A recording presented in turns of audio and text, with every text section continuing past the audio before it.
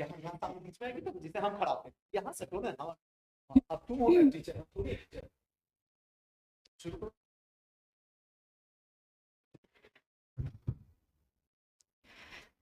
मेरा नाम सलोनी कुमारी है।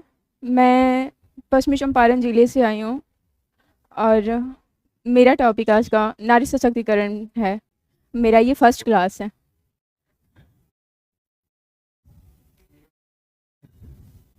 मेरा आज फर्स्ट क्लास है और मेरा आज का टॉपिक नारी सशक्तिकरण है। मैं नारी सशक्तिकरण पे बोलने जा रही हूँ। अगर कुछ गलती होगी तो आप लोग माफ़ कीजिएगा, छोटी बहन या बड़ी बहन समझ के। तो मेरा मानना है कि नारी सशक्तिकरण के बिना किसी भी नारी का जीवन संभव नहीं है। जैसे कि सदियों से चलते आ रहे वीडियो में महिलाएं जकड़ के रह गईं, सदियों से चलते आ रहे महिलाओं को चार दरवाजे के पीछे रखा गया, उनको बोलने का अधिकार नहीं दिया गया, उनको खुलकर जीने का अधिकार नहीं दिया गया। तो मेरा मानना है कि नारी सशक्तिकरण महिलाओं के लिए बहुत ही ज़्यादा ज़रूरी है। अगर नारी सशक्तिकरण को हम सारे लोग मिलकर बढ़ावा देते हैं तो महिलाएं अपना पक्ष सबके सामने रख सकती हैं, अपने बारे में सबको बता सकती हैं, उनको कैसे जीना है। और अगर एक पुरुष एक परिवार को बेहतर से चला सकता है तो अगर महिला भी उसमें थोड़ा सहयोग करे और महिला भी उनका सपोर्ट करे तो शायद वो परिवार स्वर्ग से भी बढ़ के हो जाएगा। किसी एक की वजह से अगर हमारी फैमिली अच्छे से चल रही है तो दोनों मिलके अगर साथ देते हैं तो फैमिली और भी आगे बढ़ेगी। तो नारी सशक्तिकरण बहुत ज़्यादा ज़रूरी है। पहले महिलाओं को बचपन में ही बाल विवाह कर दिया जाता था, लेकिन जब से नारी सशक्तिकरण में बढ़ावा हुआ है तो महिलाएं पढ़ रही हैं। बड़े से बड़े पोस्ट पे doctor, engineer, UPSC, BPSC, SSC, हर जगह बड़े से बड़े पोस्ट पे महिलाएं हैं। और इसी की वजह से हम लोग देख पा रहे हैं कि अभी 100% तो नहीं बोल सकती बट 60% तो बाल विवाह कम हुआ है और बच्चों को पढ़ाया जा रहा है। अगर हम पढ़ेंगे तो हमारे बच्चे होंगे तो हम अपनी बच्चियों को पढ़ाएंगे, अगर हम नहीं पढ़ेंगे तो अपने मम्मी पापा की तरह, जैसे हमारी नानी थी, हमारी दादी थी, हमारी माँ थी, तो उनको समझ नहीं आता कि बच्चों को पढ़ाना चाहिए। वो उनके माइंड में ये सेट है कि सिर्फ लड़कों को पढ़ाना चाहिए, लड़कियां सिर्फ घर में रहेंगी। लेकिन अगर हम पढ़ रहे हैं, बाहर आ रहे हैं, देख रहे हैं तो हमारी बच्चियां होंगी तो हम तो ये देखेंगे कि नहीं, बाहर इनको भी पढ़ाना चाहिए। तो इसलिए नारी सशक्तिकरण महिलाओं के अपने बेहतर जीवन के लिए और हमारी फैमिली के लिए और हमारे समाज के लिए और हर चीज़ के लिए बहुत ज़्यादा ज़रूरी है। जय हिंद, जय Bharat. Thank you. Thank you Saloni, कितना अच्छा से बताई है ना। ये जो है आगे आने वाला टाइम में जो है आपका कॉन्फिडेंस जो है बिल्डअप करेगा। अगर यही सिलसिला पिछले अगले 1 साल 1.5 साल तक चलते रह गया तो ऐसा कभी भी समय लौट के नहीं आएगा कि आप पीटी यहां पढ़िए, मेंस यहां पढ़िए और इंटरव्यू जो है दूसरे तीसरे दरवाजा पे जा जाके देना पड़ेगा। वो सिस्टम ही हम खत्म कर देंगे, क्योंकि जिसको यहां पे बोलने के लिए कॉन्फिडेंस आ गया उसको फिर कहीं जाके देने की जरूरत थोड़ी इंटरव्यू। वो तो वही इंटरव्यू दे रहा जो कभी खड़ा होकर बोल नहीं सका। माफ करना, हो सकता मेरी शब्दों पे थोड़ी सी करवाहट फील हो, सच्चाई है। जो सब जगह बोल रहा वो क्यों जाएगा कहीं इंटरव्यू देने के लिए? वो तो डायरेक्ट सिस्टम में जाएगा और सिस्टम को बजाएगा, आएगा। क्लियर है? और नारी सशक्तिकरण की बात करते हैं तो बड़ी खुशी मिलती है।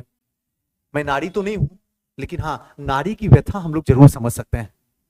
क्या थी नारी, क्या थी हमारी मम्मी, कैसे दब के कुचल के, चाहे वो नानी के हाथ में, बड़ी अच्छी बात बोली, चाहे वो दादी के हाथ में सताई गई।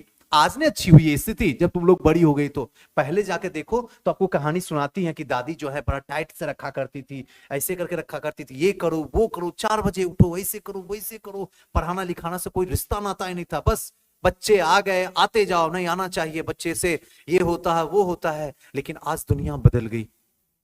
अब लोगों को बच्चे की जरूरत नहीं पड़ती है, अब लोगों को सेल्फ डिपेंडेंट करने के लिए पूरी तरीके से आगे हो गए हैं। आज हमें शादी की जरूरत नहीं होती है, आज हमें होती शिक्षा की जरूरत होती है।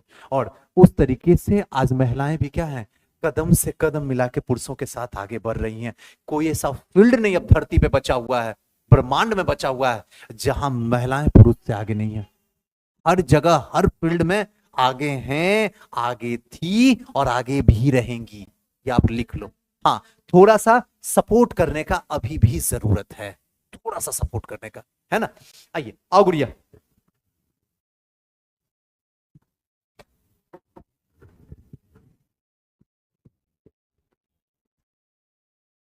आप चंपारण से हैं ना?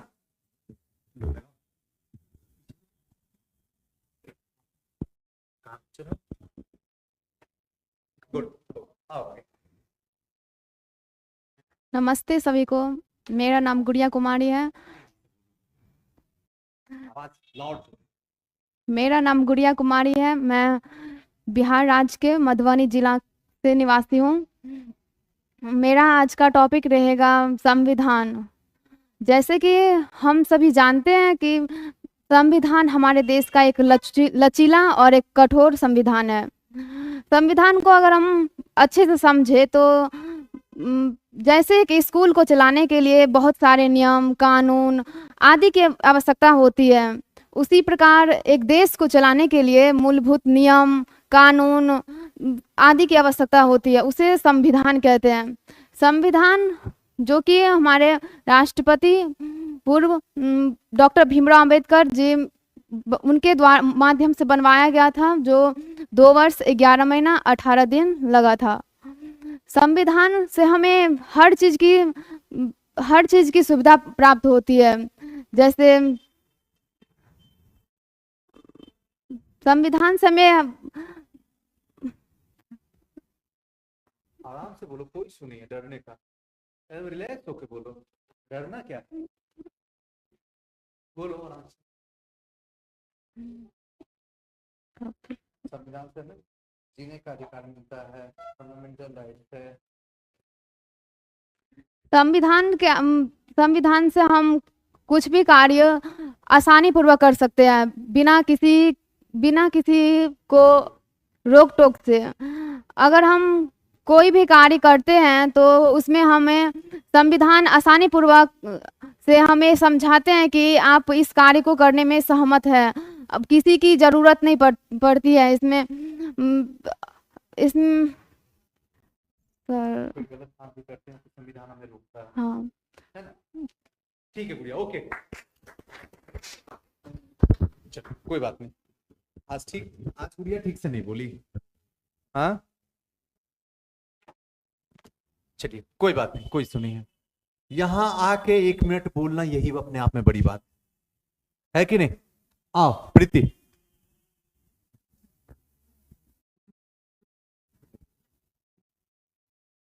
ऐसे प्रीति लेना, कान पीछे से ले जाओ, कान पे गुड, दोनों कान आओ आगे। ठीक है। मेरा नाम प्रीति कुमारी है। मैं पटना जिला की ही निवासी हूँ और मैंने हाल ही में ग्रेजुएशन का एग्ज़ाम दिया है और मैंने यहाँ पे एडमिशन कराया। तो आज मेरा यहाँ का टॉपिक है बोलने के लिए परिवार समाज का एक महत्वपूर्ण हिस्सा होता है। परिवार समाज में मिलजुल कर रहते हैं। परिवार बहुत तरह के, मतलब कि परिवार में 2 प्रकार के होते हैं। एक निम्न परिवार मतलब छोटा परिवार और एक संयुक्त परिवार। छोटे परिवार में बस माँ बाप और उनके 2 बच्चे होते हैं और संयुक्त परिवार में उनके दादा दादी, चाचा चाची, उनके बच्चे और माँ बाप के भी 2 बच्चे होते हैं और सभी एक दूसरे को हर कामों में मिलकर उनकी मदद करते हैं। उनका कुछ भी होता है, मतलब कुछ भी अगर कुछ प्रॉब्लम होता है, समस्या होती है, तो उनकी समस्या को समाधान करने के लिए बहुत सारी तरकीब बताते हैं, उनका हर समय साथ देते हैं। इसलिए जीवन में परिवार का होना बहुत ज़रूरी होता है। अगर परिवार ना हो तो व्यक्ति इधर से उधर भटक जाता है और अगर परिवार होता है साथ में तो व्यक्ति को भटक के मार्ग से भी लोग उन्हें सही मार्ग पे ला देते हैं। हाँ, संयुक्त परिवार, क्योंकि लड़की लोग आती है तो अलग रहना चाहती है, लड़का भी होता है। मतलब आप यहाँ ये तो अलग कर दी है पापा को?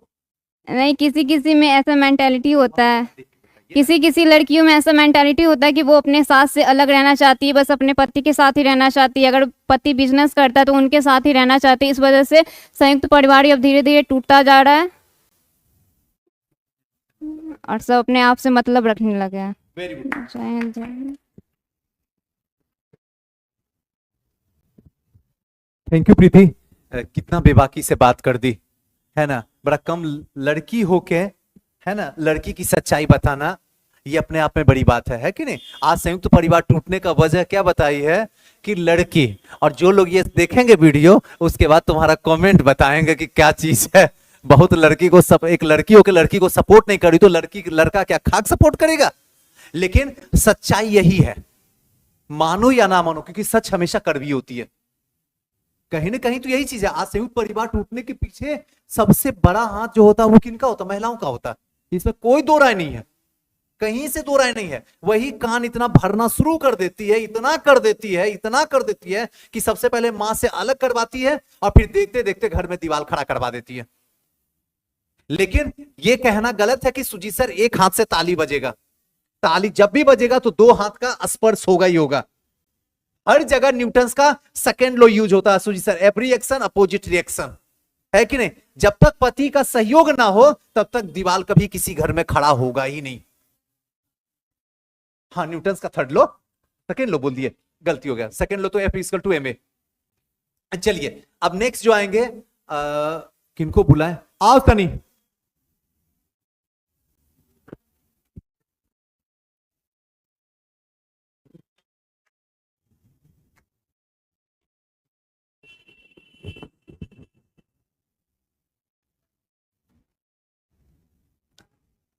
बोलिए।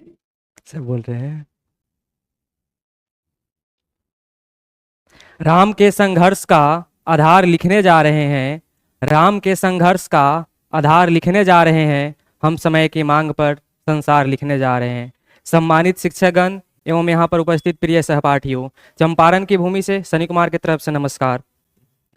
मान्यवर, जैसा कि विदित है, आज के इस प्रतियोगिता में मेरा विषय सीधे तौर पर राष्ट्रभक्ति एवं राष्ट्र निर्माण से अपना ताल्लुक रखता है, जिसकी संदर्भ व्याख्या एवं विशेषज्ञ के लिए मैं आप सभी के समक्ष उपस्थित हुआ हूं। किसी भी राष्ट्र के नैतिकता का प्राथमिक मूल्यांकन उस राष्ट्र के प्रत्येक युवा के चरित्र, समर्पण और उसके मन में चल रही राष्ट्रभक्ति एवं राष्ट्र निर्माण की भावना पर निर्भर करता है।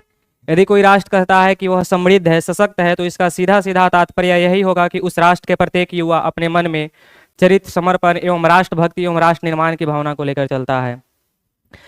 अक्सर अपने देश में इस बात को फैलाया जाता है कि यदि कोई व्यक्ति बॉर्डर पर या सीमा पर सैनिक की भूमिका का निर्वहन कर रहा है तो वही देशभक्ति है। तो कोई कहता है कि वतन पर खाली खाक पहनकर शांति एवं अमन की, चैन की बात करना ही राष्ट्रभक्ति के श्रेणी में आता है। लेकिन मेरा ऐसा मानना है और मेरा यह व्यक्तिगत मानना है, यदि कोई व्यक्ति सड़क पर पड़े कचरे को उठाकर डस्टबिन में डाले तो उससे भी बड़ा कोई देशभक्त नहीं। यदि कोई व्यक्ति पर्यावरण सुरक्षा के दृष्टिकोण से देखते हुए किसी वृक्ष का रोपण करता है तो उससे भी बड़ा कोई देशभक्त नहीं। यदि कोई युवा राष्ट्र सांप्रदायिक दंगे के बीच में खड़ा होकर राष्ट्रीय एकता का परिचय देता है तो उससे भी बड़ा कोई देशभक्त नहीं।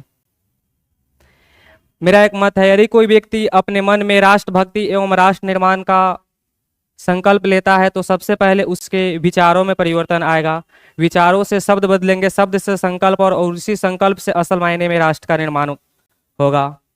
यदि मैं ऐतिहासिक परिप्रेक्ष्य पे बात करूं तो ये वही देश है जिसे कुल क्षत्रिय रणभूमि में मगध एक अधना सा सारथी राष्ट्रभक्ति का उपदेश देता है तो धर्म की विजय होती है।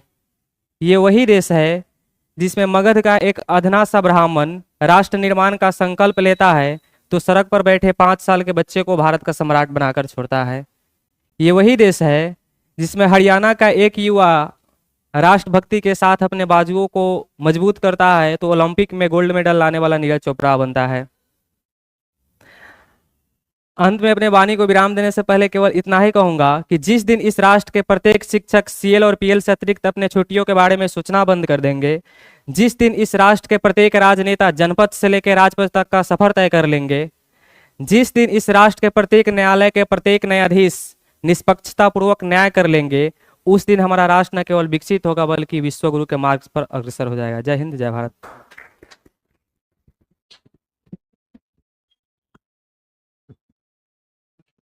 थैंक यू सनी, बड़ा अच्छा बात बोले और बोलते बोलते हमको भी उसी में लपेट भी लिए, बड़ा अच्छे तरीके से किए। लेकिन जो भी बोले कमाल के बात बोले, बड़ा अच्छा लगा, है ना। और आपको बता दें एक बात, बड़ी अच्छी बात बता दें, हमारा देश महान है, उसमें एक छोटा सा राज्य अपना बिहार है, इसकी भी महानता बोलने की जरूरत नहीं है।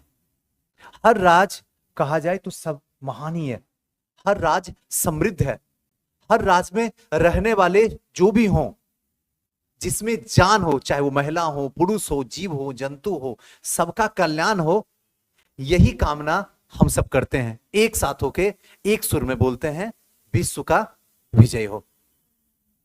नहीं, नेक्स्ट कौन आएंगे, किनको बुलाया जाए?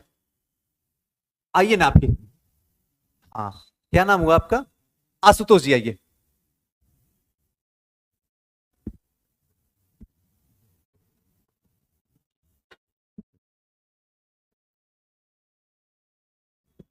व्यापार जो भी क्षेत्र बचे हुए थे उनमें व्यापार करने के लिए अनुमति ले लिए थे। ऐसे ही सिलसिला चलते रहा आगे तक।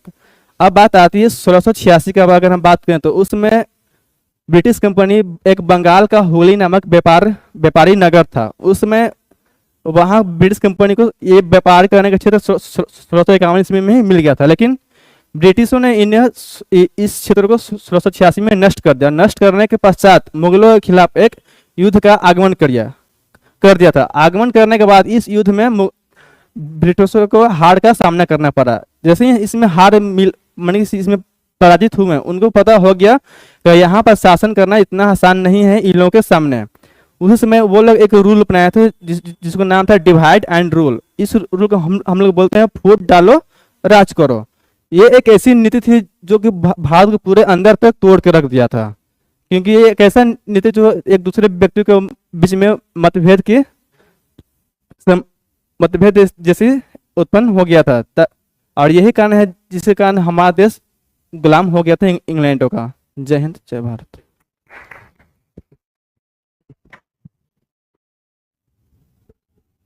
थैंक यू जॉनसन जी। लेकिन नेक्स्ट टाइम जो है सामाजिक मुद्दा पे आपसे चर्चा करेंगे, है ना, इतिहास ने। आइए अमर जी।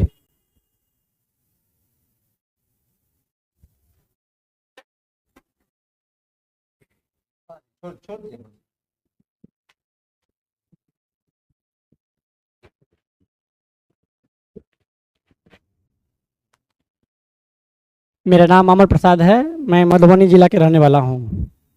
आज मेरा मुद्दा है जाति। देखिए, जाति मुद्दा है और आजकल देख रहे हैं कि लोकसभा की चुनाव हो रही है, जिसमें कहीं ना कहीं जाति प्रथा के लेके एक बहुत बड़ी मुद्दा है। आप देखिए, अगर आप गांव में जाइए और कहीं ना कहीं आप ये कीजिए तो जाति की कहीं ना कहीं बात होती है। अगर किसी से आप पूछिए कि आप अगर वोटिंग करना चाहते हैं तो विकास की मुद्दा नहीं पकड़ते हैं। बहुत शिक्षित आदमी है जो पकड़ते हैं कि ना विकास एक मुद्दा होनी चाहिए, लेकिन नहीं। अगर आप छोटी वर्णों के पास आदमी के पास जाइए तो बोलता है कि ना हम फलाने को वोट देबो। ये सब कहीं ना कहीं अच्छी है, ये मानसिकता है, इसको कहीं ना कहीं दूर करना चाहिए। और वोटिंग जो है कहीं ना कहीं विकास के मुद्दा पे होना चाहिए। गांव घर में जाइए, देखिए कि बड़े कास्ट के लोग छोटे कास्ट को दबाने का कोशिश करता है। ये भी एक कहीं ना कहीं जाति मुद्दा है। और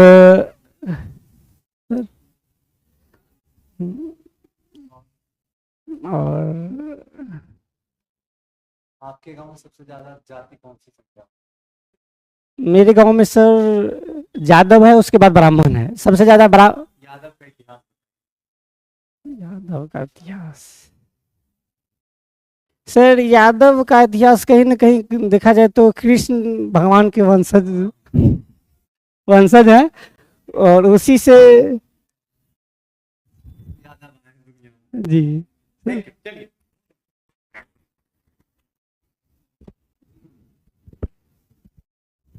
थैंक यू अमर जी, बड़ा बढ़िया बोले, बड़ा अच्छा बोले। जब ये जाति जाति कर रहे थे, हालांकि आप फ्री हैं, एकदम बोल सकते हैं, है कि नहीं? और बड़ा अच्छा बोले, जाति ये जाति ये। हमने इनसे क्वेश्चन पूछ दिया कि आपके गांव में सबसे ज्यादा जाति क्या? तो यादव आए कहाँ से, इतिहास बताइए उसका यादव का। तो डायरेक्ट कृष्ण भगवान बोल दिया। अब आगे कुछ बोल ही नहीं सकते हो आप जाके।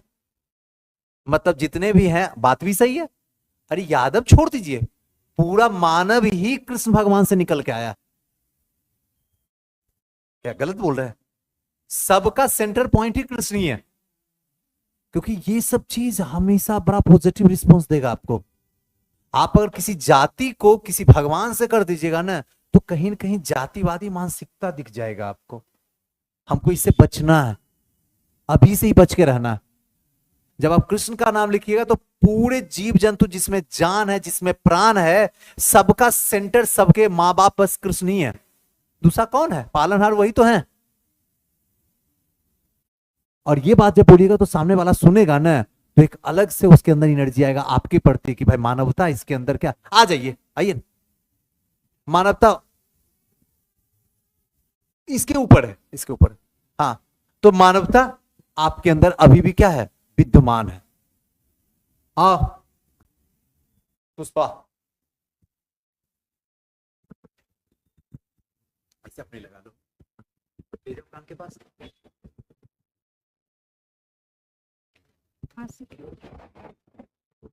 वाह, आगे हेलो एवरीवन, गुड इवनिंग। मेरा नाम अनुषा कुमारी है, मैं पटना ज़िला से हूँ। मेरा आज का टॉपिक है आरक्षण। आरक्षण सब श्वेत लोगों के साथ भारतीयों के संपर्क के शुरुआती दिनों से आया है। आरक्षण भारतीयों के आराम से बोलिए, रिलैक्स हो, कोई दिक्कत नहीं। आरक्षण भारतीयों के माध्यम संधियों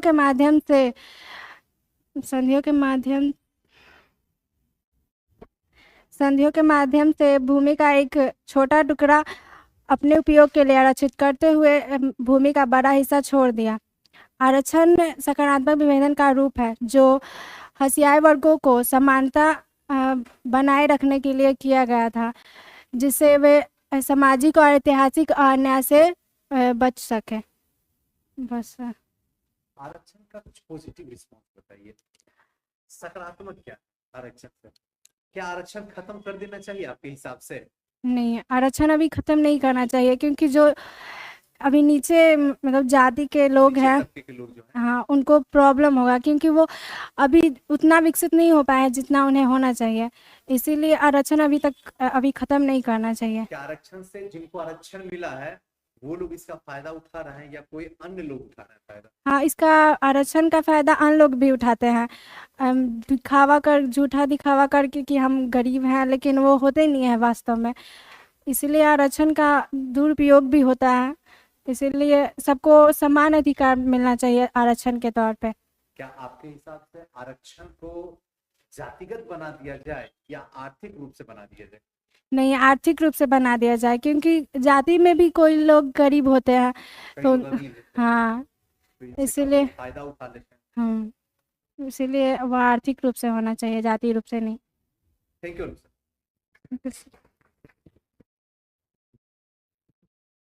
थैंक यू अनुषा। कुछ आज का जो मुद्दा था वो बड़ा ही पेचीदा मुद्दा था। आइए इधर सोनू जी, पेचीदा मुद्दा था जहां से अगर चर्चा किया जाए तो उसका अंत नहीं होगा। फिर चाहे जात की बात हो, फिर चाहे आरक्षण की बात हो, है कि नहीं, फिर चाहे पार्टी की बात हो, ये सब एक ऐसा मुद्दा है जहां पे अगर चर्चा करें तो दिन से लेकर रात तक, फिर रात से लेकर फिर सुबह तक होता रहेगा, लेकिन ये समाप्त होने वाला है नहीं, क्योंकि धर्म और जाति कभी अंत होने वाला है नहीं। इंसान अंत हो सकता है इंसान का, लेकिन धर्म और जाति का अंत नहीं हो सकता है। आज का मुद्दा बड़ा अच्छा था, सब लोग अपने अपने मुद्दे को लेकर रखे थे, अपने अपने तरीके से रखे थे, है ना। नेक्स्ट जो हम लोग का ग्रुप डिस्कशन होगा फिर इसी मंगलवार को होगा, क्लियर है, नेक्स्ट वीक होगा।